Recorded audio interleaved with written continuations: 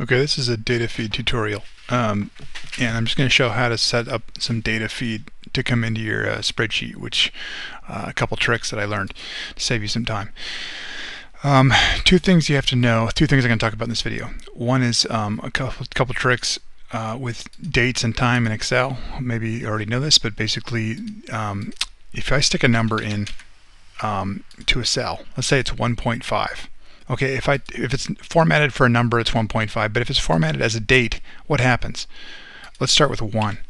Everything in Excel, the Excel programming team came up with a system for dates and time, which is everything starts on January 1st of 1900, and everything forward is one day forward since then. So today was 40,120 days since that day.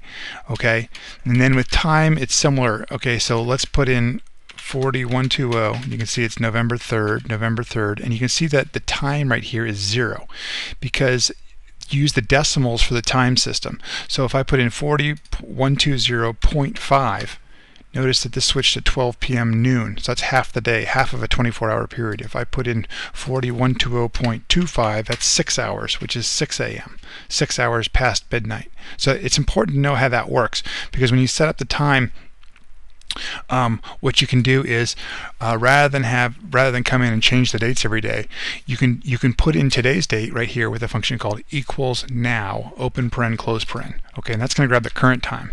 Now what I want to do is reset that current time back to midnight last night. Okay, and you'll see why in a second here. So I'm going to do that with a function called round down. Equals round down, then the cell for the now, reference that, and then comma 0. So it's going to round it back to 0. It's going to take that full number. So what it's doing is it's going to take this full number right here, 40120.25, and it's going to change it back to 40120. Okay, so it's going to reset it to midnight. Now I have a nice clean number to start with, because otherwise the chime's going to be changing, and it's going to get confusing as to how to manage that. And so for the open, let's pretend this is New York time at first.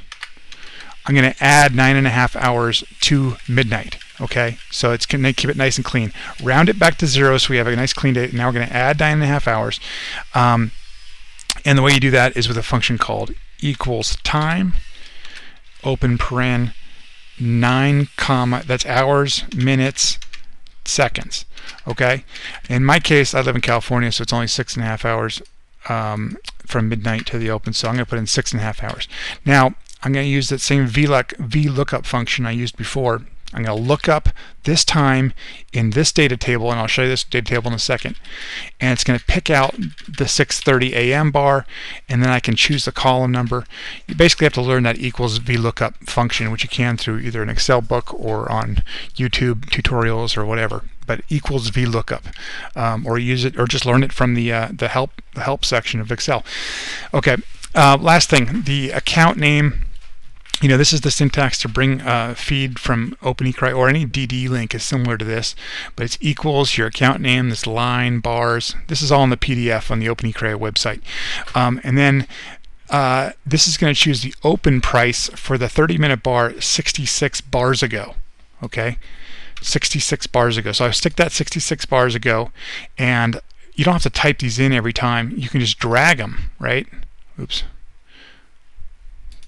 You can just drag this, and it'll, as long as it doesn't have an equal sign at the front, it'll go up. Now let's say I want to go down.